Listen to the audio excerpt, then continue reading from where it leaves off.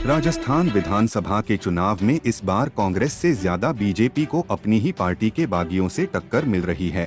अजमेर उत्तर seat पर आलम यह है कि बीजेपी कैंडिडेट वासुदेव देवनानी को बीजेपी के ही पार्षद ज्ञान सारस्वत से कड़ी चुनौती मिल रही है। यहां बीजेपी नेताओं में तब खलबली मच गई जब उनके जिला उपाध्यक्ष आनंद सिंह राजावत अपनी ही पार्टी के बागी प्रत्याशी को विजयी भव का आशीर्वाद देने उनके चुनाव कार्यालय पहुँच गए। इस मौके पर राजावत ने क्या कहा, आप खुद ही सुन लीजिए। मैं आनंद सिंह राजावत, जिला उपाध्यक्ष भाजपा। मैं आज मेरे छोटे भाई ज्ञान जी को शुभकामनाएं देने हेतु व्यक्तिगत रूप से मैं यहाँ कार्यालय में उपस्थित हुआ हूँ। और ये कोई पार्टी का वो विषय नहीं है, मैं भाजपा का हूँ, भाजपा का ही रहूँगा। ज्ञान जी भी भाजपा के ही है, हमारे विचारधारा में कोई परिवर्तन नहीं है। लेकिन पिछले कुछ 2-4 दिनों से मैं जो देख रहा हूँ, सनातनी संगठन, इस तरह की जो बातें की जा रही, मुझे बहुत दुख हुआ। यदि ज्ञान जी सनातनी नहीं है तो फिर विश्व में कोई सनातनी नहीं है, मैं ऐसा मानता हूँ। एक गौ रक्षक, इतना सेवा भावी गौ रक्षक, जनता की सेवा करने के वाले के ऊपर एक चुनाव लड़ने के लिए इतना आक्षेप लगाने, वो भी हमारे पार्टी के लोगों को द्वारा, तो मुझे बहुत दुख हुआ।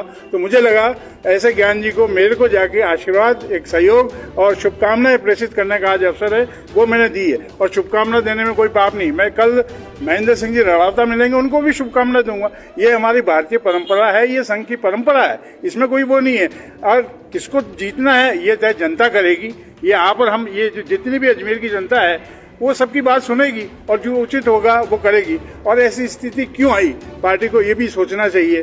मैं तो ये कहता हूँ, कल नामांकन उठाने का आखिरी दिन था, क्या अच्छा नहीं होता कि देवनानी जी इनके पक्ष में रिटायर हो जाते।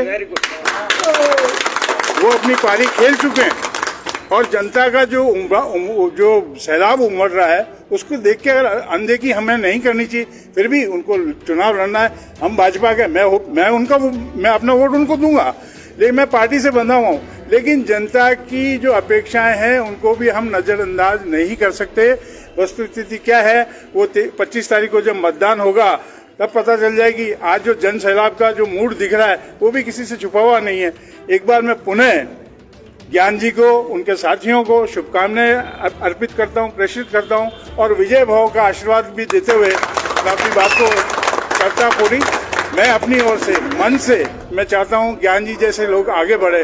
और मोदी जी ने जो अमृतकाल का जो ये वर्ष चल रहा है, ऐसे समय में अगर युवा नेतृत्व को हम आगे नहीं लाएंगे तो कब लाएंगे?